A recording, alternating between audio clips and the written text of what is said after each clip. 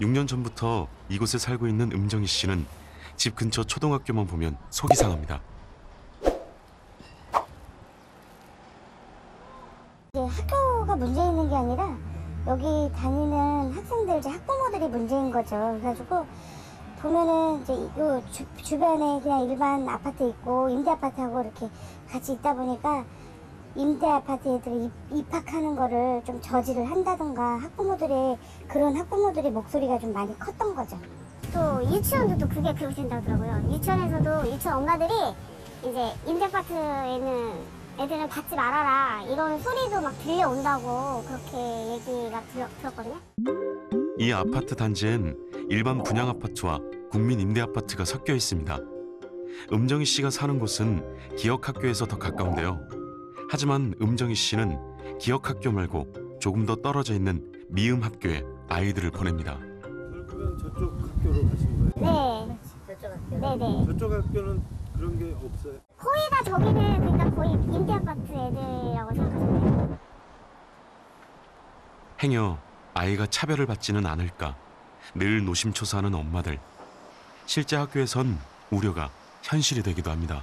이렇게 싸움같이 이렇게 막 말다툼을 하길래 왜 그랬냐고 물어봤더니 아이는 거기 가담한 건 아니었는데 엄마 쟤는 어떤 애들이 엄마들이 임대 아파트 애들하고 놀지 말라고 그랬다고 하는데 굉장히 진짜 큰 충격이었죠. 뭐 경찰이 온다던가 이런 학교 폭력이나 이런 거 있으면 항상 그 엄마들이 그 피해 어머니들이 하시는 얘기가 임대 아파트 사는 애들 아니냐. 그러니까 물론 임대 아파트의 문제가 그 엄마들이 생각하는 게 그거더라고요. 조선 가정이나 한부모 가정인 이제 그런 분들이나 아니면 장애인분들이 많이 사세요. 그러다 보니 온전한 가정에서 자라는 아이들하고 이런 생활 환경에서 오는 그런 것들이 차이가 많을 거라 생각을 해서 그렇게 생각하시는 것 같은데 오히려 그런 걸 더 따뜻하게 이렇게 감싸주고 이래야 되는데 아이들한테 그렇게 교육을 한다면 이게 사회적 문제가 되는 것 같더라고요. 때문에 아이들이 학교에 들어갈 무렵이면 임대 아파트를 떠나는 이들도 있습니다. 창피하다고 해서 이사 가시는 학부모도 봤고요. 그리고 이게 그냥 임대 아파트 말고 임대 주택이라고 있거든요. 그러니까 임대 주택은 딱히 이렇게 아파트처럼 표시가 안 나기 때문에 임대 주택으로 가시는 분들도 있고요.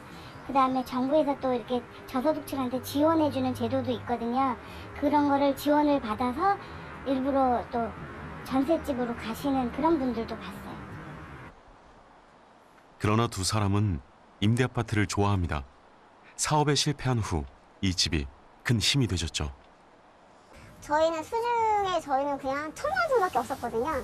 그 여기 뭐 보증금고 2천 넣으면은 2천에 한 13만 원 정도 주면 들어올 수 있는 상황이라서 이제 식구들 이렇게 약간 돈 해가지고 보증금 넣고 해서 들어와서 이제 한 2년 만에 이제 빚 있는 거 갚고 그리고 그 이후로는 그냥 빚 없이 이렇게 살고 있죠. 근데 여기 와서 나름 되게 좋았거든요. 전세 뭐 2천, 3천에 살고 계신 분들 주변에 제가 알기로는 많이 있었어요. 그래서 차라리 그렇게 해서 집값 올려달라고, 전세금 올려달라고 그러고 그런 거 부담 갖지 말고 이쪽으로 이사 와라 이렇게 했는데 임대 아파트는 좀 어쩌면 약간 선입견을 갖고 있더라고요. 두 부부가 새 출발을 하는 입장에서 임대 아파트에 들어와서 생활하는 거 보면 또 돈을 금세 벌어서 이렇게 또 이사를 가시더라고요. 그러니까 젊은이들한테는 되게 희망적인 것 같아요.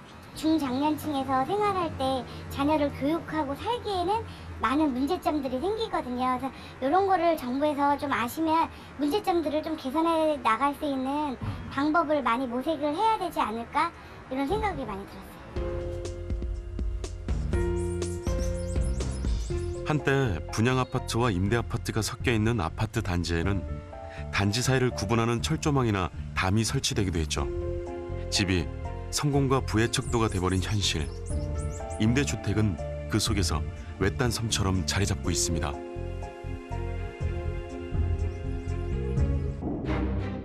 우리나라에서 임대주택 건설이 본격화된 것은 지난 89년 무렵입니다. 당시 주택 가격 폭등으로 무주택 서민이 자살하는 사건이 연이어 터졌죠.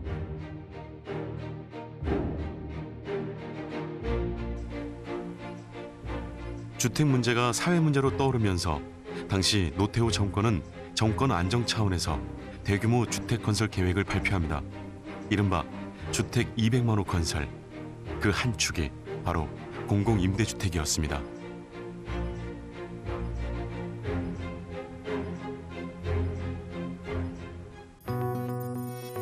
30년이 지난 지금 전국의 공공임대주택 규모는 130만 호 정도. 전체 주택수의 6.8% 정도로 OECD 평균 8%에는 못 미치는 수준입니다. 공공임대주택은 크게 직접 건설해서 임대하는 건설임대, 집을 사서 임대하는 매입임대, 그리고 전세를 얻어서 임대하는 전세임대로 나뉘고요. 가장 큰 비율을 차지하는 공공건설임대의 경우 시세의 30% 가격으로 입주할 수 있는 영구임대에서부터 국민임대, 5년, 10년임대, 행복주택 등 그 종류가 다양합니다. 임대주택에 입주를 하시려면 이제 그 정부가 그 얘기하는 소득 수준에 이제 적합해야 되는데요. 도시 근로자 월평균 가구 총소득이에요. 1인 소득이 아니라. 그래서 보통 3인 기준, 3인 기준으로 해서 하는데 이제 평균 소득의 50, 평균 소득의 70, 80, 100 이렇게 이제 좀 정해져 있고요. 평균 소득이 50이라고 하면 이제 영구임대주택하고 다가구 매입, 그다음에 기존주택 전세임대를 입주를 하실 수가 있는데 250만 원 정도 이하셔야 되고요. 이제 평균 소득이 70이 국민임대주택 입주가 가능하시고요. 그 정도 이제 350만 원 월 소득, 그러니까 전년도 소득을 기준으로 하시면 되고요. 그다음에 사회초년생들이 행복주택에 입주할 때는 이 평균 소득의 80% 수준이니까 그거 한 400만 원. 그러니까 사실은 사회초년생이 이제 400만 원이라고 많죠. 사실 어떻게 보자면 이제 3인 기준이라는 거죠. 집값 부담을 덜어주는 임대주택. 그런데 사람들은 왜 임대주택을 선호하지 않는 걸까요? 첫 번째 문제는 주택의 품질입니다. 정화조의 오물이 역류하고 집안 곳곳에 곰팡이가 피는 등 심각한 부실 공사로 문제가 된 한 민간 건설업체의 임대아파트. 정도의 차이가 있긴 하지만 공공에서 지은 임대주택에도 민원이 끊이지 않습니다. 우리 애들뿐만이 아니라 다른 이제 초등학생 정도 되는 애들도 거기서 공놀이하고 뛰어놀아요. 뭐 차가 진짜 갑자기 확 지나갈 때도 있고. 근데 보면은 너무 위태위태하게 보이는 거예요. 그래서 그렇다고 애를 붙잡고 계속 놀 순 없잖아요. 노는 거 계속 지켜보면서 애시당초 이런 어떤 안전성을 좀 이렇게 생각을 하고 지었으면 하다못해 그 펜스 하나만 쳐놔도 그럴 일이 없는 거잖아요. 안전을 고려하지 않은 설계, 그뿐만이 아닙니다. 여기가 쫙 얼어버렸어요. 여기가. 그래서 안에서 나가고 싶어도 문을 못 열어가지고 망치로 때려가지고 얼음을 깨고 그리고 나갔었어요. 그게 한 2-3번 정도 가장. 이번 겨울 추웠잖아요, 1월달에. 그 추웠을 때 그때 얼어가지고 나 그때 밖에 못 나오고 집에 갇혀 있었다니까. 또 온수 분배기가 깨져 온수가 새어나오는 바람에 곤욕을 치르기도 했죠. 여기 와서 정말 이렇게 춥게 살고도 난방비가 뭐 15만 원, 사실 저희 2월 달에도 25만 원 나왔으니까. 제가 12월 말에 이사를 왔기 때문에 한 이틀 정도 더 있어요. 1월 한 달에 한 이틀 정도 추가해서 이 정도예요. 근데 이거 보시면 34만 9,540원이에요. 12만 원 이상 나왔는데 아기가 열이 많아서 조금 더우면 열꽃이 펴서 제가 22도 이상으로 올린 적이 없거든요. 단 한 번도. 근데도 12만 원이 나온 거예요. 이 아파트에 대한 또 다른 불만. 이게 뭔가 싶으시죠? 사실 이 아파트 바로 앞엔 축사가 있습니다. 소똥 냄새를 피할 수가 없습니다. 분양 아파트였으면 이 축사를 그냥 두고 건설을 하진 않았을 것 같거든요. 여기에 뭐 보상금을 줘서 어떻게 해서든지 이제 그 자리를 축사를 없애서 이제 건축을 했을 것 같은데 너무나 가까운 곳에 있으니까. 그래서 한겨울에 저희가 작년 12월 29일부터 여기가 아파트 입주가 시작이 됐는데 그 한겨울에 입주를 한 사람들도 이 아파트 이쪽 동에서는 냄새가 난다고, 소똥 냄새가 그렇게 난다고 계속 그러셨어요. 그래서 얼마 전에 따뜻했을 때도 계속 소똥 냄새 여기 전체가 다 계속 났었거든요. 따뜻하게 살지도 않았어요. 근데 지은 지 1년밖에 되지 않은 새 아파트. 최소한의 쾌적한 생활은 가능할 거라는 기대를 안고 들어왔는데 막상 이곳에서 느낀 건 집 없는 서름입니다. 그렇게 춥게 살았는데도 사람들이 임대 아파트 사면은 되게 못 산다는 인식 있잖아요.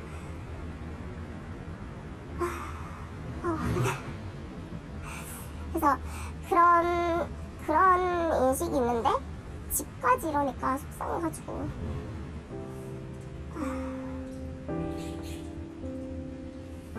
좀 많이 화가 나요. 사실 요즘 잘 지어진 임대 아파트도 많습니다. 하지만 개선되지 않는 하자 문제가 임대 아파트의 이미지를 추락시켜온 것도 사실이죠. 제일 하자가 많다고 민원이 들어오는 거는 창호, 그다음에 바닥재, 그다음에 그 전용 면적 안에 있는 가구 이런 것들에서 이제 그리고 미장, 벽 이렇게 시멘트로 발라놓은 이제 미장 그런 부분들에서 하자들이 많이 발생하고 있고 결로, 누수 그런 것들이 있는데 하자가 발생하는 걸 막는 것도 중요하고 그다음에 일단 발생한 하자를 빠른 시간 안에 치유해 주는 게 더 중요합니다. 입주민들 입장에서. 왜냐하면 구조적인 문제가 아니라고 하면 그걸 빨리 치유를 해주는 게 중요한데 이걸 빨리 치유를 안 해주는 거죠. 그게 더 문제라고 생각이 듭니다. 일부 건설사들은 어느 지역을 가도 평면도 동일하고 쓰는 자재도 다 똑같고 뭐 납품 업체도 다 똑같고 그러니까 약간 원가 절감을 위해서 이게 다양한 노력들을 안 하고 월가 절감을 해야 임대료를 맞출 수 있고 임대 기간 동안 그 부분에 대해서 손실을 최소화할 수 있으니까 그러다 보니까 이제 기술 개발이나 평면 개발 그다음에 이제 쓰는 자재들 이런 것들이 일부 기업은 다 이제 그 부분이 좀 뒤처지는 걸로 알고 있습니다.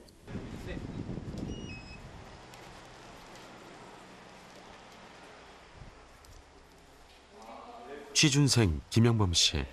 요즘 짬이 날 때마다 집을 보러 다닙니다. 이게 1억이에요.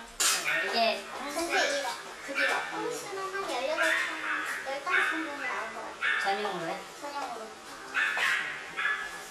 영범 씨는 얼마 전 청년 전세 임대주택에 당첨됐습니다. 전세 임대주택이란 입주자가 전셋집을 구해오면 기관이 집주인과 전세 계약을 맺고 입주자에게 임대하는 주택인데요. 최대 1억 2천만 원까지 지원하고요. 입주자는 일정 정도의 이자만 내면 됩니다. 그런데 이게 면적이 초반에 몇 평까지예요? 60제곱미터. 만에 회장님 따라고 계시네. 그러면 안 된다. 여기 안 돼요. 네. 네.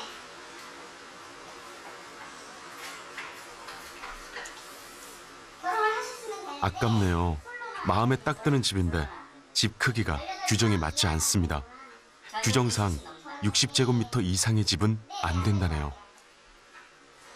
이거보다 더 작았어야 되는 거예요? 작아야죠. 2평 정도가 이게 지금 21평이에요. 그럼 한 19평 정도까지. 18평 368 18평. 아, 16평까지만 된다? 돈은 넉넉한데 왜 또 그렇게 면적을 줄여놨을까? 그러게요. 진짜 그러네요. 문제가 딱 나오네. 면적을 넓혀놓으면 이걸 그냥 계약을 하면 되는데 면적에 걸리고 대출에 걸리고 그리고 또 이게 계약가 끝났을 때 바로 그 입금을 시켜줘야 되네요. 이거 주인들이 그거에 대해서 그걸 맞추기가 좀 힘든가 보죠. 그런 것도 있고 지금 마음에 드는 마음에 드는데 그거 어떻게 해야 돼요? 그럼 또 딴 데를 또 알아봐야죠. 좀 많이 힘들어요. 저희들도 그러시는 분들은 많은데 제가 이렇게 해드리긴 했는데 좀 힘든 편이에요. 실제적으로 그 청년이 혜택을 보고 이런 면에 있어서 포기하는 사례도 꽤 있다고 보세요. 많아요. 제도는 좋은데 까다로운 규정 때문에 많은 사람들이 임대주택에서 발길을 돌리곤 합니다. 임대주택 정책이 조금 더 발전이 되려면 그 선택할 수 있는 여러 가지 선택할 수 있는 주거 선택의 기회를 넓혀주는 주택 정책이 필요하다고 생각이 듭니다. 그러니까 어쩔 수 없이 경제적 능력이 안 돼서 어쩔 수 없이 입주하는 임대주택이 아니고 임대주택도 선택할 수 있고 또 주거비 지원을 받아서 다른 민간 임대주택으로도 입주할 수 있고 이렇게 되면 조금 더 나아지지 않을까 그런 생각을 갖고 있고요. 한 달 전 강동구청 인근에서 청년 임대주택 건설을 반대하는 시위가 있었습니다.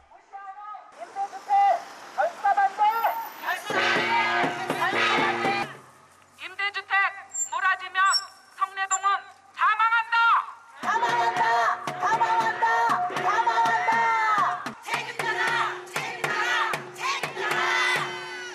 우리는 서울시는 역세권 2030 청년 주택 사업의 일환으로 성내동 역세권에 임대주택 990가구를 건립할 계획입니다. 저소득 청년층의 주거 빈곤을 해소하기 위한 정책인데요. 3천에서 1억 5천에 몇십만 원, 12만 원부터 몇십만 원.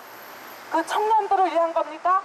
청년들은 우리 좀 개살고 청년들은 우리 자식입니다. 그 보증금을 우리 손으로 해줘야 됩니다. 우리들이. 맞습니다. 그 청년들 이 보증금을 있겠습니까? 그 보증금이? 없습니다. 먹고 살기 힘듭니다.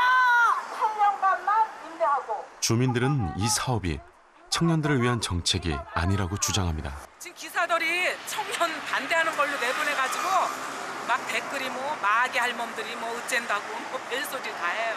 청년들이 그 돈이 어디 있어? 우리 부모들이 또 빚내서 해줘야지. 청년들이 어디서 빚을 내요? 보증금도 뭐 저리로 뭐 해준다라는데 그거 다 부모들이 해줘야 돼요. 요새 청년들 부모가 안 도와주면 못 살잖아요. 시행자 임대료 제일 싼 게 여봐요. 3,950만 원에서 38만 원. 싼 거는 제일 싼 건 7,116만 원에서 12만 원. 이게 말이나 돼요. 이거 청년들이 7천만 원이 어딨어. 이렇게 책정한 거를 젊은이들한테 몰라. 이 동네 많은 사람들이 다가구를 임대해 생활하고 있는데요. 새로 지은 임대주택이 들어오면 기존 주택의 경쟁력이 떨어질 거라고 걱정하고 있습니다. 이렇게 부모들이 반대를 한다. 그거만 동네 자체가 안 나도 돈이 없어서 지금 이분이 여기 새 사시는 거야, 전세로. 못 내주고 있잖아. 못 내주고 있는 거야. 지금 방이 안 나가는 거예요. 그러면은 공실 이제 방이 빈다는 소리가 나오는 거잖아. 사그세도 안 나가잖아. 제 아주머니는 얼마야? 방 2개짜리 얼마에 월세 나와 있어? 뭐 그냥 저 500에 35. 35만 원. 그렇지. 30 안 나가면 30도 받고 25도 받고 5만 원인데 안 나가죠? 비어 있죠? 안 나가면 지금 그러고 있는 거예요. 그보다도 요렇게 돼 있는데 35층을 뒤져봐. 우리는 땅바닥에 붙어앉아가지고 평생을 살잖아. 그게 제일 문제잖아. 나는. 우리 동네가 같이 발전이 균형 발전이 돼야지. 어떻게 여기만 달랑 우리는 2층 집에 사는데 앞에 35층. 임대주택이 들어설 자동차 공업사 부지는 이미 철거를 한 상태. 서울시는 이 사업을 민간업체에게 맡겼습니다. 사업비 일체를 민간업체가 대는 대신 토지 용도 변경을 통해 건물을 35층까지 올릴 수 있게 해줬고 8년 후 일반 분양도 약속했죠.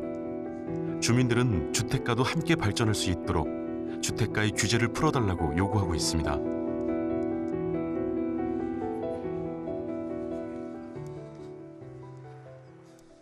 한편 시행사 측에서는 청년 임대 아파트의 여러 가지 장점에 대해 피력하는데요. 주상복합 아파트예요. 임대차는 어디도 안 들어가요. 이 주차 공간을 주민들을 위해서 운영할, 서울시하고 협의해서 운영할 그런 계획이에요. 대학교의 기숙사도 지금 현재 몇 프로인 줄 아세요? 이 서울시 같은 경우는 10% 이내예요.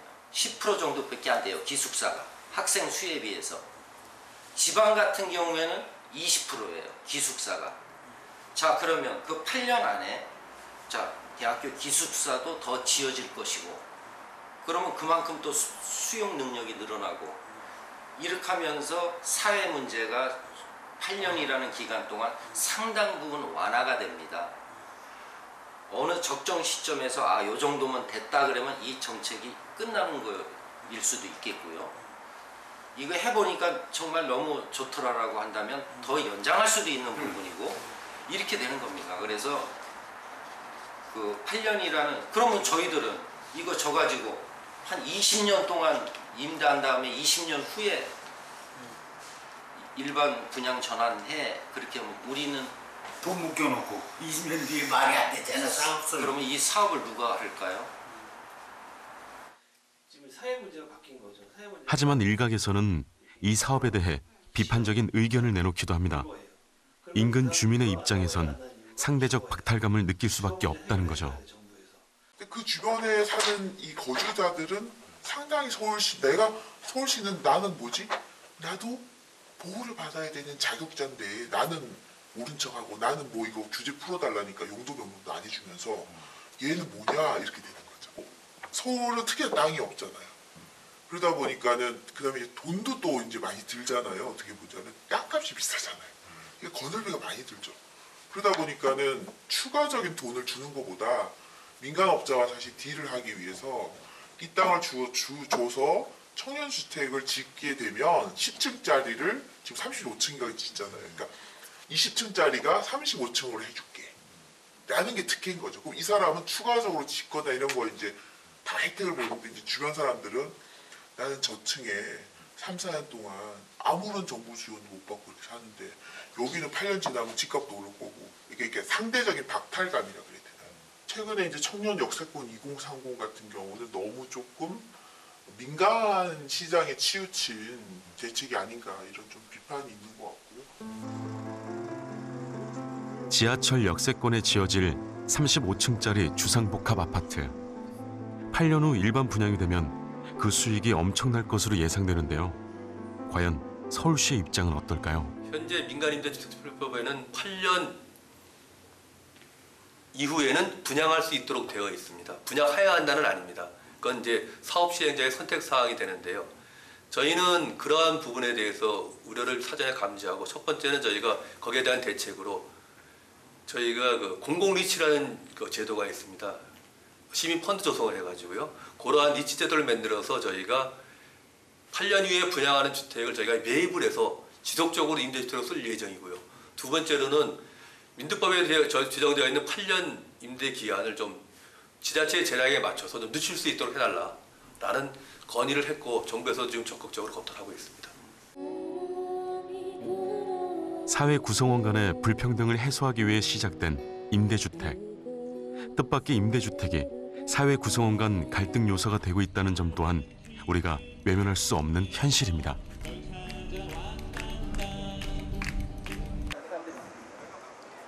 인간의 존엄과 평등을 바라는 소중한 시민들입니다. 10년 분양 전환 임대 아파트 주민들은 요즘 시위 중입니다.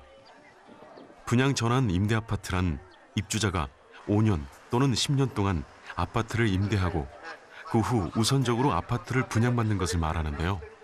저희가 이 10년 임대주택 제도가 10년 전서부터 이게 이제 그 법이 시행됐는데 이제 전국적으로 한 15만 가구가 이 법에 적용을 받습니다. 그래서 이제 10년 임대 의무 기간이 거의 도래하고 있는 판교서부터 이제 그 시작을 하게 됩니다. 분양 전환을. 문제는 분양가가 10년 전 시세가 아닌 지금의 시세라는 건데요. 10년 임대주택이 처음 시행했던 거라서 그리고 국가가 시행하는 거지 않습니까? 국가를 믿고 적어도 내 집 마련의 기회는 보장될 줄 알았죠. 공공택지를 개발해서 사업자들한테 저렴한 가격에 토지를 공급을 합니다. 여기다 사업을 하라고. 사업자는 저렴한 가격으로 택지를 받았죠. 그리고 나서 건설을 할 거 아닙니까? 근데 그 건설 원가를 전부 다 주민들한테 보증금으로 받습니다. 건설 원가 100%를. 그리고 나서 월 임대료를 70만 원씩 또 사업자들이 그 관리 비용 형태로 받아갑니다. 그리고 나서 10년 뒤에 가장 시세가 올랐을 때 시세 감정평가 금액으로 분양 전환을 하는 특혜를 누리게 보장하는 제도예요. 과연 임대아파트의 개발 이익은 누구에게 돌아가야 할까요? 당장 방 한 칸도 얻기 힘든 이들에겐 조금은 멀게 느껴질 수도 있는 이야기인데요. 하지만 누군가의 소중한 보금자리가 되어야 할 임대주택이 재테크의 수단이 되고 있는 것도 우리의 현실입니다. 법에 있는 우선 분양 전환권의 실효성을 보장해 주시기 바랍니다. 10년 동안 임대료를 내고 올려달라는 거 다 올려주고 내라는 거 다 내고 10년을 살아와서 저는 이 분양가는 정말 생각지도 못한 일이었어요. 왜 분양가 때문에 이렇게 2만 원 광화문에서 우리가 지금 이게 비 오는데 이거 촛불 시위를 해야 됩니까? 네? 이거는 나라 망신이에요. 나라 망신이에요. 세계 국민의 3대 어머인. 그렇다면 과연 이 일을 관할하고 있는 국토부에서는 어떤 입장일까요?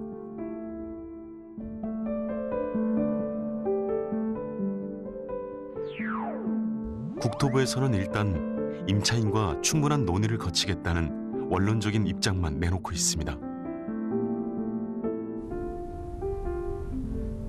지난 90년에 지어진 1800세대 규모의 한 영구 임대 아파트. 올해 58세의 김명자 씨는 12평 임대 아파트에서 5년 전부터 남편과 함께 살고 있습니다.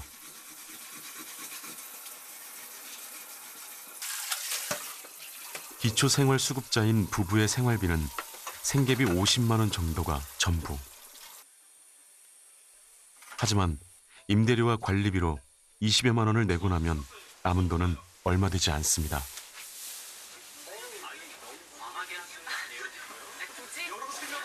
15만 원에서 20만 원 또 겨울에는 10만 원 또 이제 여름에는 좀 됐으니까 이제 그럼 30만 원에서 네. 한 35만 원 정도로 그 아저씨랑 네. 두 분이 그렇죠. 생활하시는 네. 거예요? 네. 그러니까 뭐 빠듯하죠. 뭐 진짜 사는 게 우습지요. 뭐 진짜 말 안 하니까 그렇지.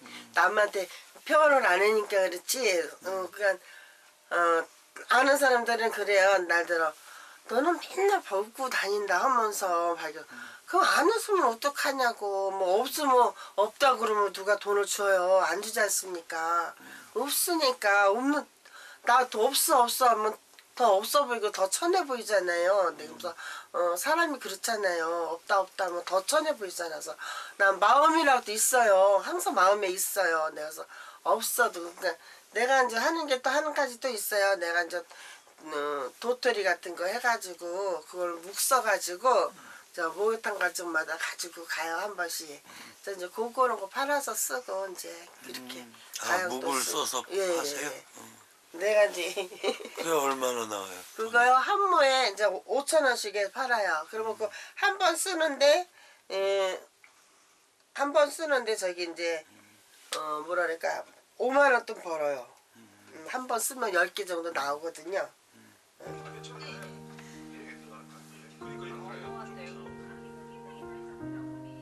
힘들게 사는 자식들에게 부담을 주고 싶지 않아 근근히 연명하다시피 하는 김명자 씨의 삶은 늘 궁핍합니다.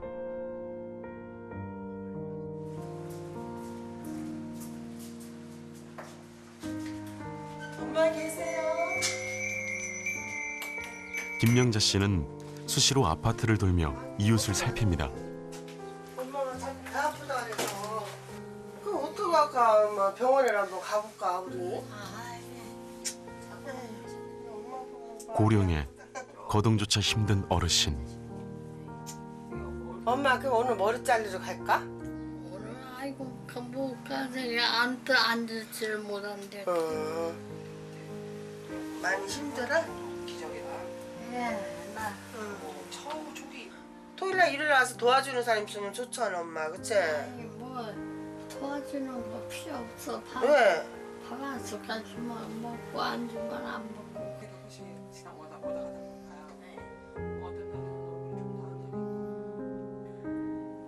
너무 오래 살아서 너무 오래 살아서 이제 하나님 나라로 가야 해요. 가야 되는데 엄마 그게 쉽게 가지는 게 아니잖아. 이러다 가지. 그냥 저기 하고서 이제 하나님 나라 가는 날만 기다리고 있어. 근데 중환자실로 혹시나 가시면 그때로 살아도 사는 것 같지 않은 삶. 이런 안타까운 사연은 비단 한두 사람만의 이야기가 아닙니다. 알았어, 엄마.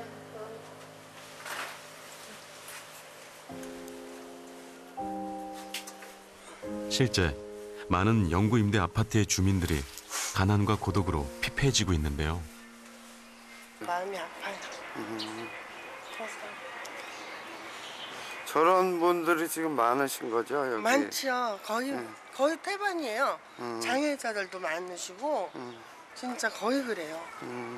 그리고 장애자들 아니면 이렇게 이렇게 정신이 좀 없으신 분도 태반, 그러니까 거의 다라고 보면 돼요.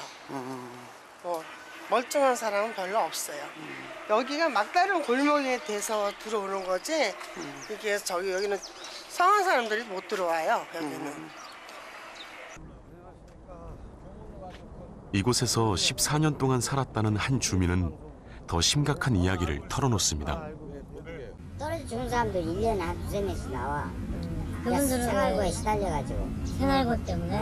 먹고 살 게 없는데 어떻게 살아. 그래 술 이빨 먹고 베란다 문 열고 그냥 밑으로 떨어져 죽어.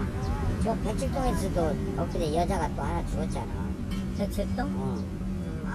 여자가 죽어, 여자가. 술 드시고 그분도 그런 거예요? 여자들도 알코올 중독자들 많아. 그리고 담배가 없어가지고 담배 한 가지 달라는 사람도 있고 날 좋은 날은 이제 막 주워 피러 다니는 사람들이 한 5-6명 있어. 여자들이 담배를 못 끊는 게 집에서 죽어가지고 뭐 한 열흘 만에 보름 만에 이렇게 발견된 사람 수두룩한데 4,500원 막 4,800원. 이곳 주민의 대부분이 기초생활 수급자, 정부에서 주는 생계비에 의존해 살고 있는데요. 방법이 없어. 생계비 안 깎이는 조건으로 가서 하면은 막 하루에 5만 원짜리가 됐든 7만 원짜리가 됐든 가서 일을 해먹을 거 아니에요. 근데 일했다는 거 그 조건을 더 많이 까버리니까 아니 생계비를 까버리는데 누가 일을 하고 있어. 일 있어도 못 하는 사람도 있고. 만약에 5만 원짜리 했는데 그게 있다. 그럼 5만 원 바로 다 까지는 거예요? 다 까지는 게 아니라 6개월 5만 원씩. 5, 6, 3, 6배를 까본다니까. 6배를 깐다? 6배 까고. 6개월간 깐다니까 5만 원씩. 무조건 일을 하면 동사무소에서 무조건 오라게 불어. 그래. 일을 못해 죽잖아. 그래가 수급비를 다 까버리니까 일을 겁나서 못 한다고. 월급제로 다 사이가 없어. 현재 1인 가구의 최저 생계비는 50만 원. 소득과 생계비를 합쳐 50만 원이 넘을 경우 일정 기간 동안 그만큼을 생계비에서 깎습니다. 그러다 보니 영구 임대 아파트에서는 일부 주민들이 술로 무료함을 달래고 또 술에 취해 주위에 피해를 끼치기도 하죠. 우리 저 선배도 모르냐? 데리고 가. 너 향이 안 좋아해. 나야. 이렇게 살면 못 하겠어. 국가에 피해만 주잖아. 차라리 한 사람 죽음으로써 국가 얼마씩 생계비를 주는 거 그 돈이 굳을 거 아니야. 진짜 소원하는 사람들은 주사 있잖아. 미리 그 죽는 거. 그런 주사를 한 대씩 맞아갖고 빨리 죽게끔 만들었으면 좋겠어. 법을 고쳐서라. 얼른 죽는 게 낫다니까. 안 죽어지니까 사는 거예요.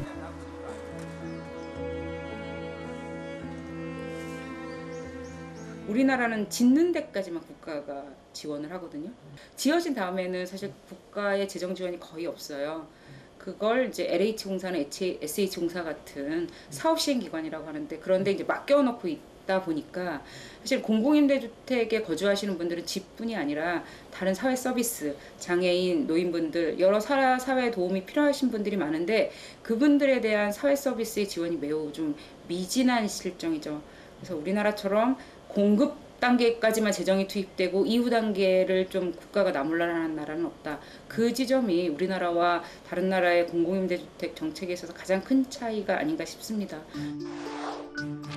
우리는 관계부서인 국토부에 영구 임대아파트 주민들의 어려움에 대한 해결책을 물었습니다.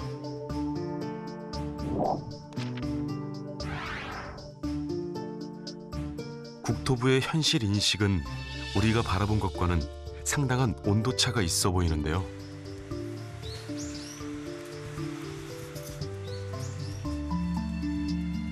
영구 임대아파트가 생긴 지 30여 년, 그 규모가 전국적으로 20만 호에 달합니다. 그만큼 고통받으며 사는 이들도 많다는 얘기일 텐데요. 때문에 전문가들은 이제 영구임대 아파트에 대해 다시 생각해야 한다고 말합니다. 만약에 영구임대주택에서 사는 사람이 이제 퇴거를 하거나 뭐 어떤 분이 돌아가시거나 해서 빈집이 생기면 또 거기 들어올 분들을 갖다가 점수대로 이렇게 쭉 이렇게 입주자를 선정을 하게 되는데 아무래도 나이가 많고 장애가 있고 이런 분들 수급자고 이런 분들이 먼저 들어오게 됩니다. 그러니까 점점 노인 비율이 높아지고 장애인 비율이 높아지는 게 사실입니다. 그래서 임대주택 단지에 가서 그 사시는 주민들 이야기 들어보면 계속해서 이렇게 갈 거냐, 이건 너무 심한 거 아니냐 이런 이야기를 하세요. 그거는 맞는 이야기 같습니다. 그게 왜 우리는 그렇게밖에 못할까 생각해 보니까 우리는 임대주택은 제일 가난한 사람들한테 주기로 이렇게 정책을 짰고 이거는 맞는 거 아니냐라고 해서 계속 추진을 하는데 여기서 지역사회에 대한 고려는 빠졌던 것 같아요. 이게 도대체 어떤 지역사회를 만들었는지, 어떤 좋은 지역사회를 만들기 위해서 어떤 정책을 해야 되는지 이런 고려가 사실 임대주택 정책안은 좀 빠지다 보니까 이게 계속해서 그런 상태로 가고 있는데 제 생각엔 현재 영구임대주택 이런 가난한 사람들의 비율이 조금 어떤 지역사회가 건강하게 유지되기에는 조금 많다. 그렇기 때문에 그걸 갖다 적절한 수준으로 조절하는 게 옳다라고 생각이 됩니다. 지어진 지 30년이 된 또 다른 영구임대 아파트. 요즘 이곳은 건물의 노후화 문제가 심각합니다. 저 지금 깨진 장부 있어요. 저렇게 이제 높은 데서 떨어진 거예요. 여 위에서도 떨어지고. 가장 큰 문제는 콘크리트의 부식. 아파트 층과 층 사이 외벽은 특히나 더 부식이 심합니다. 얼마 전엔 콘크리트가 차량 위로 떨어지기도 했죠. 창각을 맞거나 아니면 어디 에어컨 시력에 맞아서 튀어서 사가 맞을 수도 있고 인명 피해로도 이어질 수 있다 이거죠. 저런 부분. 저 이제 사람이 지나가잖아요, 인도로. 돌 떨어져 튀어서 맞을 수 있다는 얘기죠. 이제. 주민간담회로 오셔가지고 저희 임차인 영구 임대 아파트 주민들의 또 다른 고민은 임대료입니다. 기초생활수급자에서 탈락된 일부 주민들의 경우 임대 보증금과 월 임대료 부담이 점점 커지고 있습니다. 임대료를 상정을 했는데 20%씩 매년 마지막에 2015년 1,341만 1,000원이죠. 예. 그리고 중개 4단지. 지금 이제 10배. 그러면 나이 먹은 사람들이 소득도 없이 그거를 내려면 벅차다. 그거 16만 8천 원만 내는 게 아니라 관리비까지 포함을 하면 20만 원이 넘는다는 얘기예요. 그러면 자식들한테 조금씩 얻어가지고 내 생활비도 빠듯한데 이것까지 이번에 왕창 오르니까 어떻게 생활이 진짜 힘들어요. 70 넘은 사람들, 70대들 다 그렇게 힘들잖아요. 한시적으로 그 수급자들도 탈락돼도 살 수 있다는 조항을 좀 만들었나 봐요. 근데 신설을 해서 일반인도 사게 됐는데 이제 너무 올라가니까 일반인도 이제 못 사겠다 이거죠. 특히 이제 독거 세대들이나 노약자분들 이런 분들이 있어서 그런 분들이 이제 고루를 많이 토하죠. 기초생활수급자의 경우 2년 단위로 재계약을 할 때마다 임대료가 5% 정도만 인상됩니다. 하지만 일반으로 전환된 주민들의 임대료 인상률은 연 20%에 달하는데요.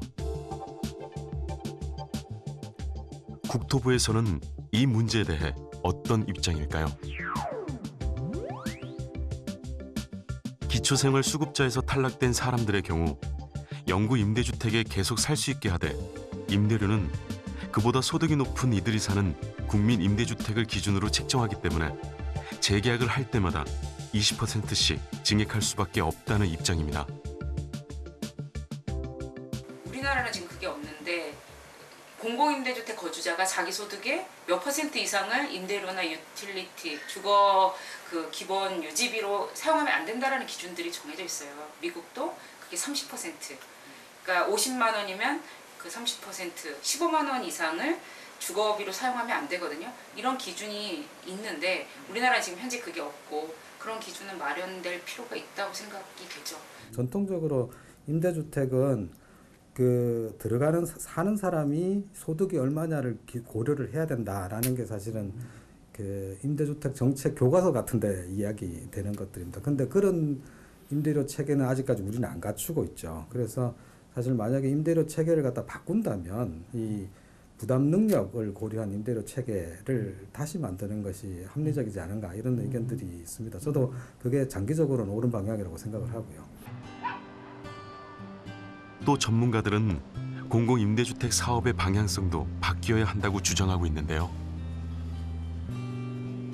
그 대안으로 주목받고 있는 곳이 바로 노인 전용 공공임대아파트입니다.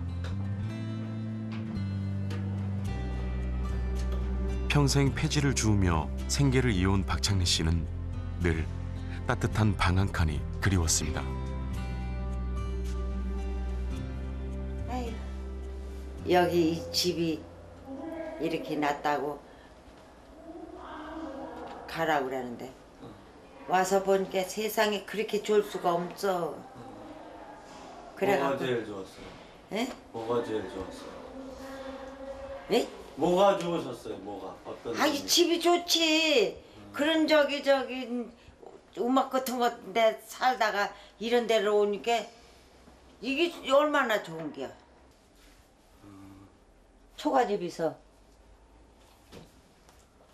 초가집에서 아저씨랑 이렇게 사신 거예요? 저기서? 네. 이제 난구해다가 고쿠라게 불 떼고 이렇게 했어. 할머니는 나이 52에 남편과 사별하고 홀로 아들을 키웠습니다. 손자 본 거예요. 울기도 많이 울고 만날 그랬어. 애는 울으면 덩어리 짊어지고 댕기면 그런 거 주워다가 팔고 이렇게 하면 이제 애 우유 사 먹이고. 아픈 옛 기억이 추억이 될 수 있도록 편안한 노후를 만들어주고 있는 노인 전용 임대아파트. 쾌적하고 임대료도 저렴합니다.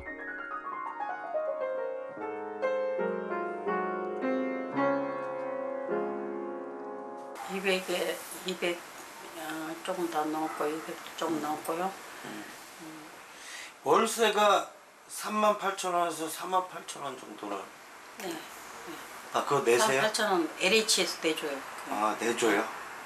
그거는 수급자만 내주는 예, 거죠? 예. 그럼 여기 수급자 아니신 분들도 있는 건가요? 예, 그 사람들은 조금 더 돈을 더 내기 때문에 여기서 이제 두 사람씩 짝을 져가지고 이익이 말동무라 그래가지고 한 달에 27만 원씩 그 사람들은 한 사람께 그렇게 주니까 그걸로 해서 대체할 수 있죠. 우리 그 많이 쳤네. 이 아파트의 또 다른 자랑거리는 노인들이 소일거리를 하는데 부족함이 없다는 점입니다. 옥상에선 텃밭도 가꿀 수 있고요. 아파트 안에 들어선 복지관에서는 생활의 애로사항을 상담해주고 다양한 여가활동 프로그램도 운영합니다.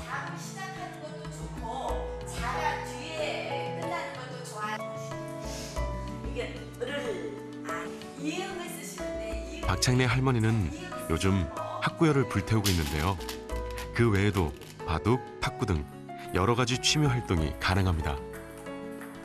영구임대 때도 그렇고 국민임대 때도 그렇고 물량 계획을 가지고 출발했어요. 영구임대주택은 당시에 25만 원 건설 계획, 국민임대주택은 100만 원 건설 계획. 이렇게 이제 물량을 가지고 계획을 추진하다 보니까 사실은 이 주택을 지어서 잘 관리하고 운영하고 임차인들을 행복하게 하고 하는 것보다는 아무래도 이제 건설 공급하는 데 치중이 돼 있었죠. 그래서 뭐 사업을 하는 시행자 지정하는 것부터 또 택지를 개발하는 거, 또 건설에 필요한 재원을 마련하는 거 이런 것들이 다 건설 공급 중심으로 돼 있었다는 거가 어쨌든 장점이자 또 단점이 되고 있다고 생각합니다. 어쨌든 뭐 그런 차원에서는 방향 전환이 좀 필요한 거네요. 그러니까 건물에서 좀 사람 중심으로 이제 이전을 할 시기가 오고 있고 현실적으로 이렇게 좀 중요한 과제가 되고 있다고 생각됩니다.